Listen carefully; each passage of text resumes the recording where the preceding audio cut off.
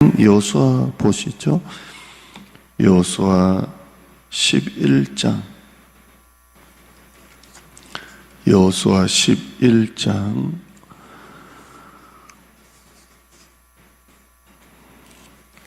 그리고 오늘 16장까지입니다. 여호수아 11장에서 오늘 16장 조금 보통보다 한 장 정도 적은 것 같아요.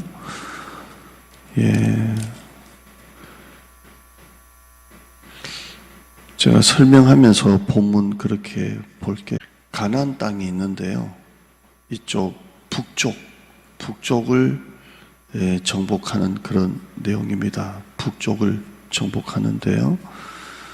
이게 왕 하나만 정복하는 게 아니라 이쪽 북쪽 왕들 주변으로 해서 자기들이 연합을 했습니다. 연합을 해가지고 힘을 합쳤어요. 힘을 합치니까 군대가 많이 모였습니다. 이쪽 가나안 땅 북쪽 위에 있는 주변의 왕들이 서로 연합을 해가지고 굉장히 많이 모였습니다. 4절 한번 보실까요? 11장 4절 보시면 그들이 그 모든 군대를 거느리고 나왔으니 백성이 많아 해변에 수많은 모래 같고 말과 병거도 심히 많았으며 이 왕들이 모두 모여 나와서 이스라엘과 싸우려고 메롬이라는 물가에 진을 쳤습니다.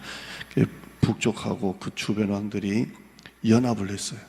계속 이제 밀고 들어오니까 자기들끼리 연합을 해가지고 모든 군대를 거느리고 나왔습니다. 백성이 많고 해변에 수많은 모래 같고 말과 병거가 심히 많았습니다. 전쟁이 되지가 않습니다. 여기는 연합으로 모였고 여기는 이스라엘 혼자 싸우잖아요. 하나님께서 6절 끝에 보시면 6절 끝에 이스라엘 백성들에게 그들의 말 뒷발에 힘줄을 끄더라. 우리는 말하면 여기 아킬레스건입니까? 여기 말 뒷발을 힘줄을 탁 끊고 병거를 불사르고 이렇게 해서 7절에 전면전으로 하면 전쟁에서 지니까 습격을 합니다. 7절에 이에 여호수아가 모든 군사와 함께 메론 물가로 가서 갑자기 습격합니다. 갑자기 이렇게 이스라엘 백성들이 이 작전을 씁니다. 전면전으로 시작 이렇게 하면은 게임이 안 되니까 말 뒷발에 힘줄을 끊고 말이 못 달리게 해놓고 그리고 갑자기 확 습격을 합니다. 그러니까 8절 뒤쪽에 보시면 미스바 골짜기까지 추격하여 한 사람도 남기지 아니하고 쳐 죽이고 또 9절에 보면 말 뒷발에 힘줄을 끊고 병거를 불사르고 그 뒤에 계속 이제 그런 내용들이 쭉 나옵니다. 이렇게 해서 대승을 거둡니다. 대승을 거두고 이렇게 합니다. 자, 아무리 이스라엘 백성들이 갑자기 기습을 해도 갑자기 습격을 해도 습격해서 이긴 게 아니죠. 습격해가지고 이긴 게 아닙니다.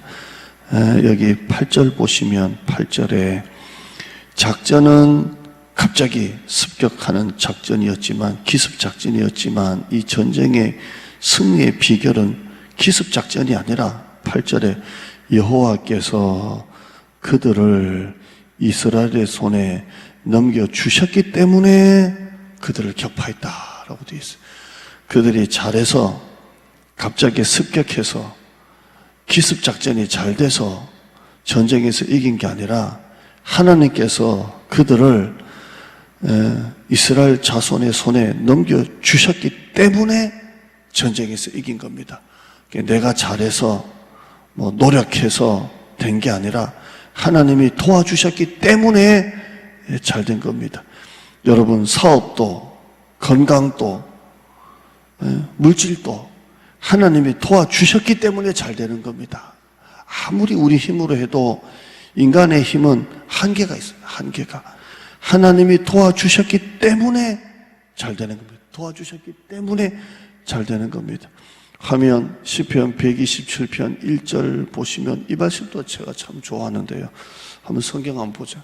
시편 127편 1절에 여호와께서 집을 세우지 아니하시면 세우는 자의 수고가 헛되고 여호와께서 성을 지켜주지 아니하시면 파수꾼이 끼어있으면 헛되도다. 참 이 말씀 저도 좋아요. 하나님이 집을 세워주셔야 되지 아무리 집을 세우려고 해도 안 되는 건 안 되는 거고, 하나님께서 성을 지켜주셔야 되지 아무리 내가 파수꾼이 깨어있는다고 해도 안 되는 거예요. 하나님이 집을 세워주셔야 돼요. 하나님이 여러분의 성을 지켜주셔야 돼요. 저는 이걸 우리 가정이라고 보고요. 집은 우리 가정, 성은 여러분의 산업이라고 저는 봅니다. 하나님이 여러분의 가정을 세워주셔야 되고요. 하나님이 여러분의 기업, 회사, 직장, 가게, 하나님이 여러분의 산업을 지켜주셔야 되는 것이지 우리가 잘해서 되는 게 아니에요. 오늘 이 말씀 또 보시면 하나님께서 그들을 손에 넘겨주셨기 때문에 잘 되는 겁니다. 오늘 또 이 말씀 읽으시면서 은혜 받으시기를 바랍니다. 12장으로 가보시면 12장에 그 모세가 정복했던 왕들이 나옵니다. 12장 1절에서 6절까지는 모세가 죽기 전에 정복했던 왕이 나오는데요. 두 왕이 나옵니다. 두 왕. 아모리 왕 시혼이 나오고 바산 왕 옥이 나옵니다. 12장 2절에 시혼은 이건 모세가 했던 거고요. 또 4절에 보면 옥은 끝에 보시면 바산의 왕이라고 되어 있는데 이건 모세가 죽기 전에 정복했던 왕. 아모리 왕 시혼, 바산 왕 옥은 모세가 요단강 건너기 전에 정복했던 왕이고요. 또 이제 7절부터 쭉 이렇게 보시면 뭐 하나는 이렇게 나옵니다. 9절 하나는, 10절 하나는, 11절 하나는, 12절 하나는 해서 여호수아가 정복했던 왕들이 쭉 나옵니다. 하나는 무슨 왕이요, 하나는 무슨 왕이요, 하나는 무슨 왕이요 해서 한 구절에 두 개씩 들으니 하나는 이렇게 하면서 쭉 나가면서요. 24절 보시면 24절 끝에 보시면 모두 31왕이었더라 이렇게 되어 있습니다. 그러니까 여호수아가 정복했던 왕은 31명의 왕, 그 족속을 다 정복했고요.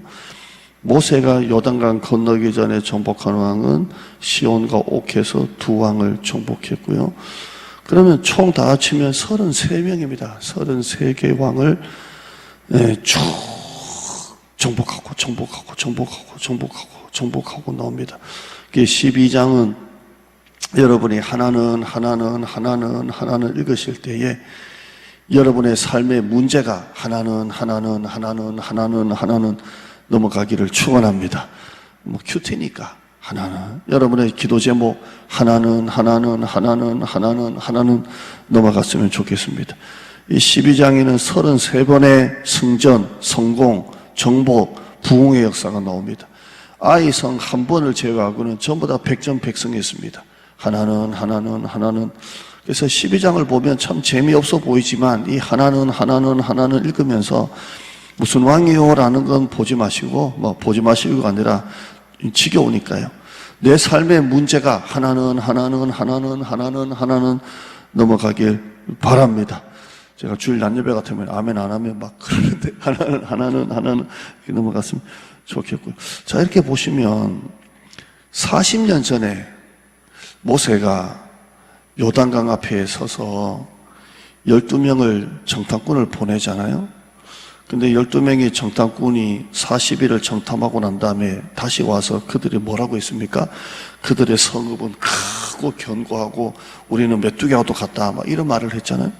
그러니까 백성들이 막 울고 불고 해가지고 하나님이 니들 말이 내 귀에 들린 대로 행한다 그래서 돌려보내버렸잖아요. 그래서 38년 총 다 합치면 40년을 광야에서 유리하게 만들었거든요.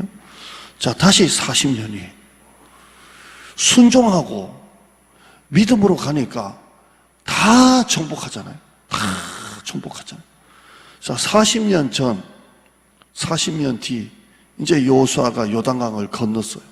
모세는 요단강을 건너지 못하고 두 왕만 정복하고 끝났지만 그때 이스라엘 백성들이 정탐하고 난 다음에 울고 불고 못한다고 안 된다고 그래서 돌아갔잖아요. 똑같은 왕들이에요. 똑같은 나라예요. 그런데 여호수아가 넘어와서 이 모든 왕들을 다 정복합니다.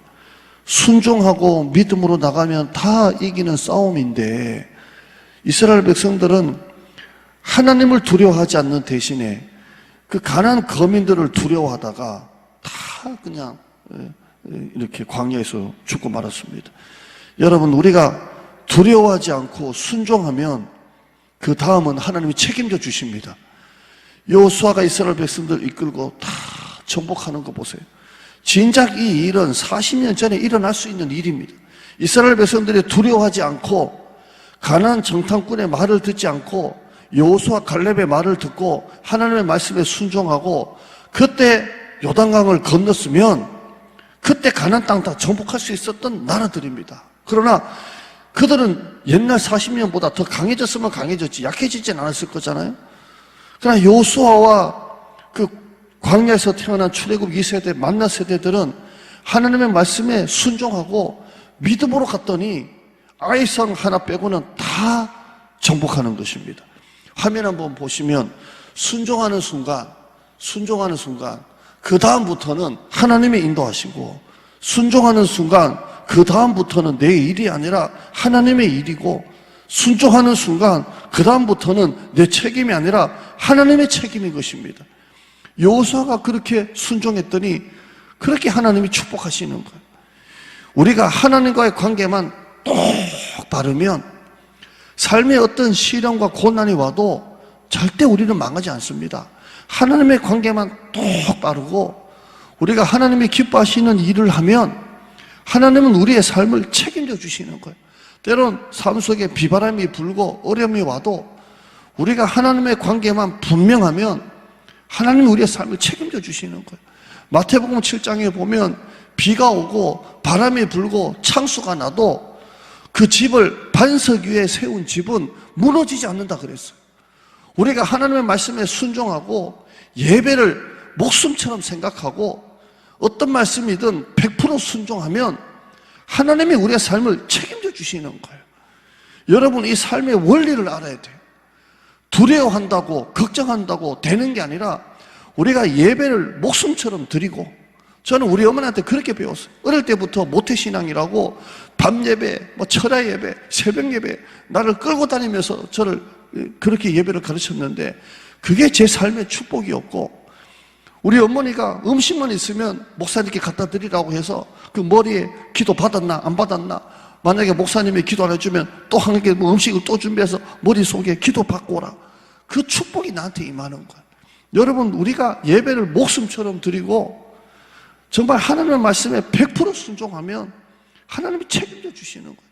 그러니까 우리 인간의 힘으로 되지가 않는 것입니다. 오늘 설교는 두려워 말고 순종만 해라 이 제목인데, 두려워하지 마시고 순종만 하세요. 오늘 이 11장 말씀 다시 보시면 하나님께서 그들을 붙여주셨기 때문에, 하나님이 그들과 함께 하시기 때문에 그 큰 전쟁에서 이기는 것입니다. 우리 11장 6절 한번 보실까요? 11장 6절, 오늘 앞부분 11장 6절 보시면 11장 6절에 여호와께서 여호수아에게 이르시되 그들로 말미암아 두려워하지 말라. 내가 이맘때 내가 그들을 이스라엘 앞에 넘겨주어 몰살시키리니 두려워하지 말라, 두려워하지 말라 이렇게 말합니다. 8절에 여호와께서 그들을 이스라엘 손에 넘겨주셨기 때문에 그들이 격파했다라고 말씀하고 있습니다. 기도하겠습니다. 하나님 감사합니다. 그 뒤에 11장, 12장, 13장 쭉 읽으면 전쟁에서 이기고 땅을 분배하는 그런 장면들이 나옵니다. 우리가 아무리 집을 세우려고 해도 하나님이 집을 세워주셔야 됩니다. 우리가 아무리 성을 지키려고 해도 하나님이 성을 지켜주셔야 됩니다. 이 12장에 정복했던 왕들은 이미 40년 전에 정복할 수 있었던 왕들입니다. 불순종하고 두려워하고 사람의 말에 휘둘리니까 결국 40년 전에 정복한 땅을 정복하지 못했습니다.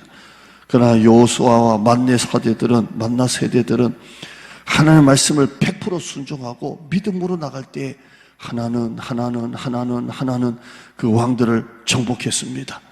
예배를 목숨처럼 생각하고 하나님의 말씀에 100% 순종하면 순종하는 순간 그 다음부터는 내 책임이 아니라 하나님의 책임이고, 순종하는 순간 그 다음부터는 내 일이 아니라 하나님의 일인 줄 믿습니다. 하나님의 관계만 똑바르면 됩니다. 하나님의 기뻐하시는 일을 우리가 최선을 다해서 하면 됩니다. 예배를 목숨처럼 드리면 됩니다. 하나님의 말씀에 100% 순종하고 내 인간적인 생각으로 맞다 안 맞다가 아니라 100% 순종하면 하나님이 우리의 삶을 책임져 주십니다. 오늘 이 전쟁의 승리의 원리를 성도들의 삶에 적용하고 세상에 나갈 때 세상에 휘둘리지 말고 사람의 말에 휘둘리지 말고 하나님이 기뻐하시는 일에 최선을 다하고 예배를 목숨처럼 드리고 목사님의 말씀이라면 우리가 100% 순종하고 믿음으로 나가면 하나님이 우리의 삶을 끌고 가시는 줄 믿습니다. 그렇게 살아가는, 그렇게 축복을 받는, 그렇게 우리가 하나님이 앞세우고 따라가는 우리 성도들 되게 하여 주시옵소서. 예수님의 이름으로 기도드리옵나이다. 아멘.